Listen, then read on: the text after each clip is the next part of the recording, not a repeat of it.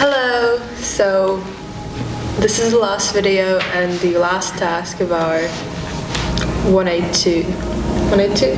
Yes, 182 MC module.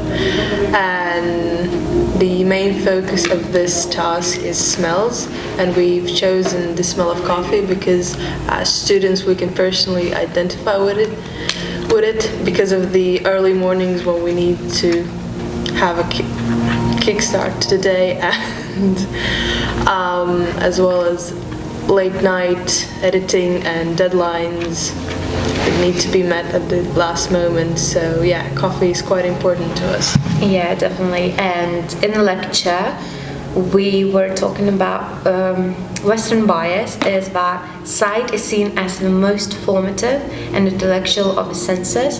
So basically what does it mean? That sight is probably the first sense that we actually feel, but today we want to portray the smell throughout the video.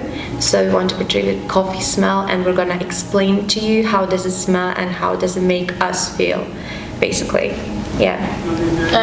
So we also thought about what are the cultural and social implications of the smell, and as students we've all faced very stressful situations. So some students would use it in like studying hours when they're trying to like stay up for long hours writing essays and getting projects done, and then also around campus there's a lot of coffee shops and places that sell coffee, and even like machines and stuff, so it's all around us all the time. So I feel like the smell has a lot of meaning behind it, and we probably won't realise it, but it's very prominent in our everyday lives. Yeah, definitely. And basically we applied the sensory method by really talking about what coffee makes us think about, and how does it make us feel, and how do we experience it. And all of us experience it in different ways, and you know, the smell of it might be very different to all of us, like make us think about different stuff. And this applies to the first sensorial reading because everyone experiences things in different ways, and you know, to people, and no people have the same reaction to smell or taste. Like we don't, me and her, we're not gonna have the same reaction to the same smell or taste.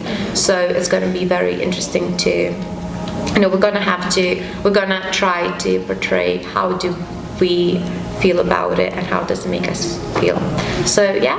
What does coffee mean to me? I don't personally like the taste of it, but I'm always around coffee shops. Where I live there's a lot of coffee shops, and it just reminds me of early mornings, like the rush hour in the mornings and people always going in there for their breakfast, that sort of thing. So I think it's just a great morning drink.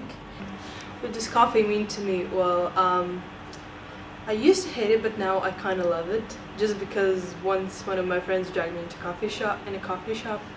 I'm more the kind of a person that can just go to a Starbucks and just grab a coffee that's well made, rather than have the instant coffees. But then again, I do often make it myself, at least quite a few times. So I guess you could say I'm kind of addicted to coffee. And yeah, I don't like it just black. I usually have it with milk and sugar, but yeah, it smells amazing though.